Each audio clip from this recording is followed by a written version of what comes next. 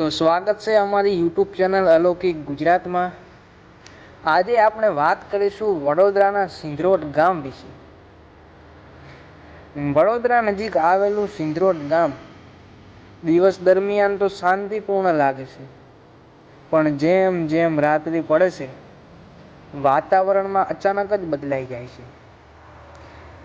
સ્થાનિક લોકો કહે છે કે અહીંયા એક યુવતીનું આકસ્મિક રીતે મૃત્યુ થયું હતું અને ત્યારથી એની આત્મા ગામની સરહદે ભટકતી રહે છે।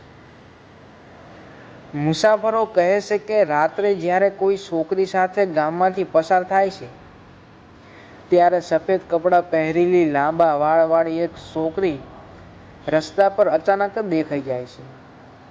તે માત્ર એક જ વાક્ય બોલે છે કે આ ગામમાં છોકરીઓ સાથે ન આવો, પાછા ફરી જાઓ, અને પછી પળવારમાં જ ગાયબ થઈ જાય છે।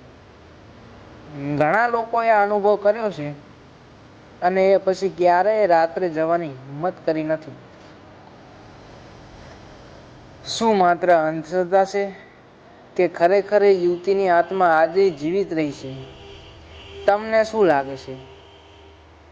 કમેન્ટમાં કહેજો।